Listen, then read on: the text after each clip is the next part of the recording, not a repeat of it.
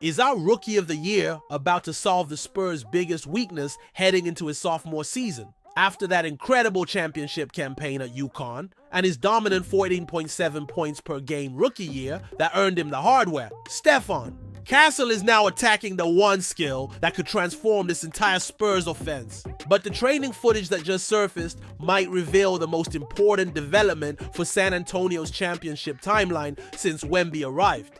I'm about to break down why this matters more than you think. What's up, Spurs fans? Welcome to Spurs Quick News, where we break down the black and silver with passion and precision.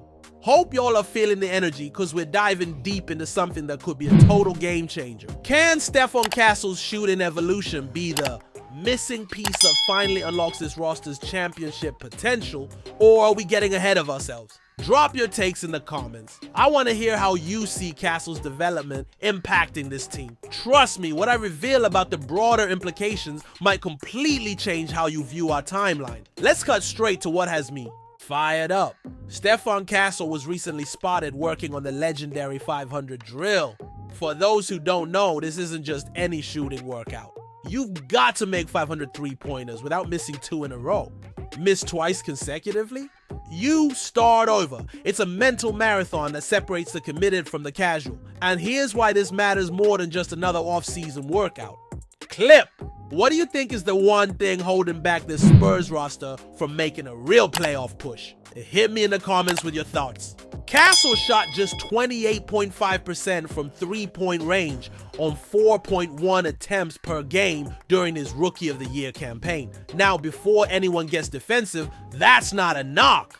The kid was phenomenal in every other area. But when you look at this roster construction, the three-point shooting depth becomes the glaring question mark. Think about it. Victor Wembanyama can be streaky from deep, despite taking 9 attempts per game.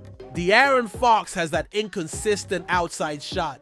Devin Vassell had an up and down season with his consistency. Even guys like Dylan Harper didn't show elite shooting in limited action. If you had to rank our current shooters from most to least, reliable, what would your list look like? I'm curious to see how fans are evaluating our depth. The beauty of Castle's situation is that he literally can only go up. Going from traded 28.5% to even 34% would be a massive jump that changes how defenses approach him.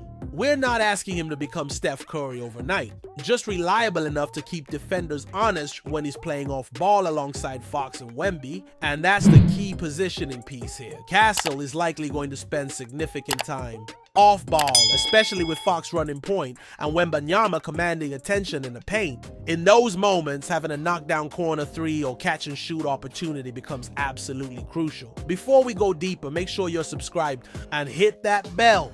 This kind of development analysis is exactly what we do here at Spurs Quick News. What I love about this 500 drill footage is the mental aspect. Getting to forward out the really hope for weighted threes made and then having to restart because of 2 misses in a row. That builds the kind of mental toughness that translates to crunch time situations. Castle already has that championship pedigree from UConn, and now he's adding this specific skill discipline. The roster construction questions are real though.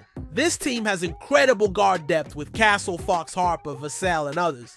Eventually, tough decisions will have to be made about who stays long term and who might be moved. Castle putting in this work ensures he's positioning himself as a core piece rather than a trade asset. Here's my prediction. If Castle can improve to that 34 to 37% range from 3, he becomes untouchable in trade discussions. What's your threshold for where his shooting needs to be?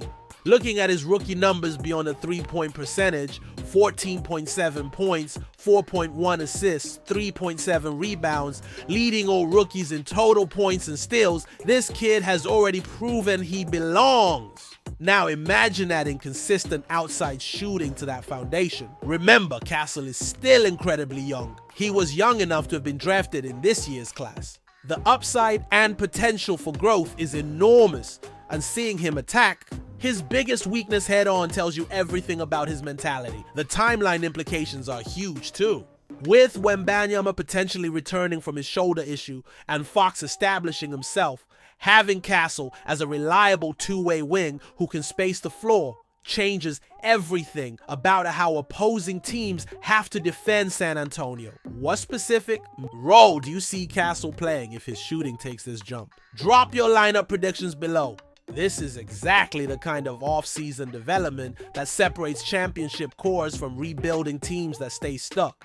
Castle isn't just working, he's working smart on the skills that matter most for his role on this roster. If you got value from this breakdown of why Castle's shooting development could be the X factor for our championship timeline, hit that like button and share this with another Spurs fan who needs to understand what's happening behind the scenes. Subscribe and turn on the bell so you never miss a beat during this crucial development phase. We're covering every angle of how this young core comes together. Until next time, stay silver and black, stay sharp. Peace. Peace.